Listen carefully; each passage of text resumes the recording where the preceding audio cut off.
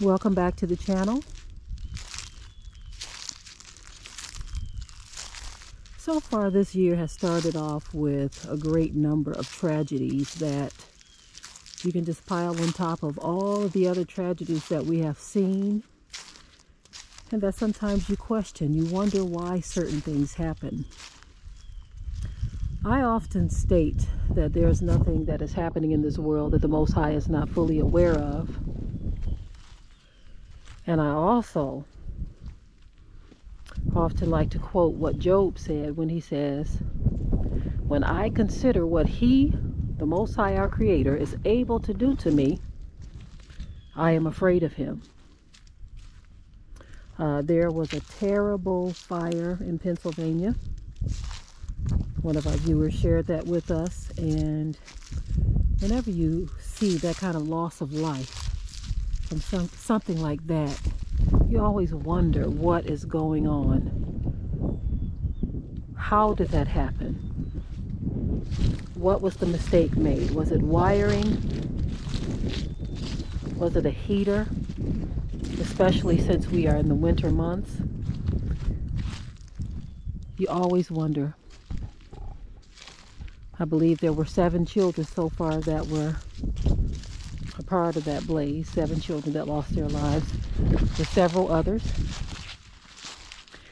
And they are fearing that it could possibly be more that have lost their lives in this tragedy.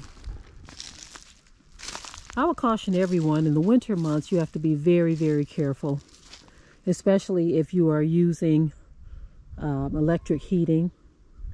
Sometimes that stuff can get those wires can get really hot. I don't know what the reason or the cause of that fire is, but seeing that it is winter time, it may have something to do with the fact that they were trying to heat or keep the home warm. Either way it goes, it is a tragedy. In and around the world, we are seeing more and more tragedies, whether they're natural disasters, whether they're mistakes that someone makes that causes the loss of life, whether it's something such as this. We are seeing this stuff more and more. We are seeing death just lurking about, as if he has been granted permission. The spirit of death has been granted permission to touch down in many places. Many of us know people who have died over the past couple of years because of this pandemic. I remember when this thing first started, I got wind of a family that we used to go to church with many, many years ago. How 4 members of their family died as a result of this. And so these tragedies keep just piling up on top of one another. And I'm hoping that when people see these things, that they don't fall into this deep sleep and always brush it off as some unfortunate incident that happened to another person. When I speak on these things, or when we speak on these things, even when we are broadcasting live, we like to make sure that people know and understand that tomorrow is not promised to any of us. We don't walk around thinking that tomorrow is promised to us as we state these things to everyone else. We already know what time it is. That if the Most High is ready for any of us, there is absolutely nothing we can do about it. When He says it's time, then it's time, regardless to how it's supposed to happen, when it's supposed to happen, where it's supposed to happen. I like to talk about these things as a reminder to those who take life for granted, thinking that tomorrow is promised. The sad thing about this fire, where all these children and others lost their lives, is that they said the flames or the fire started before 6:30 a.m. in the morning. So what that tells us What that tells us is that they were still asleep. So something was kindling in the wee hours of the night that finally engulfed the place where all of these people lost their lives. And that is truly, truly sad.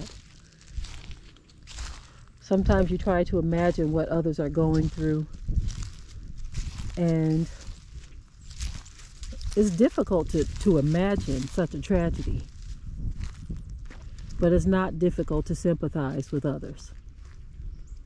It's not difficult to sympathize. When we saw the devastation that hit regions around us, and we traveled to various locations, it was mind-blowing to see this stuff. I remember when, years ago, when we first moved down here from Michigan, we have, as a matter of fact, we still have this video up on one of our old channels. I can't remember which one, but there's a video of our oldest daughter and my niece and Sophia and Rebecca and Hannah and Aliyah. They were all very young, little, very little. That plastic rumbling in the back just scared me so bad, y'all. I don't know if y'all noticed the jumping in the camera, but the wind just picked it up a little bit and it just kind of startled me. Whew. But anyway, we were at it was a park, fishing and barbecuing at Reelfoot Lake, and there was a little bridge the girls walked across. We filmed them walking across.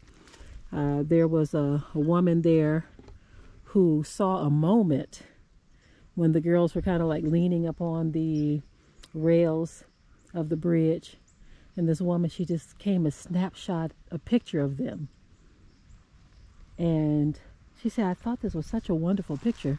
She says, "I want to send it to you all." So this was a long time ago. Again, our girls, Sophia and Rebecca, they were very young. Aliyah was very young. Hannah was very young. And I think at the time, Benjamin was the baby. But anyway, this woman, she sent us those pictures. So we have that moment captured in time. Why am I talking about Reelfoot Lake? Well, one of the farmers that we get some of our bird stock from, she told us that portions of Reelfoot Lake were destroyed by the tornado. Yep. And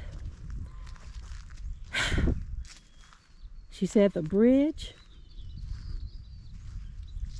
in Reelfoot Lake that a lot of people would walk across was destroyed too. A lot of the cabins was destroyed as well. And so I said, that is really, really something to hear.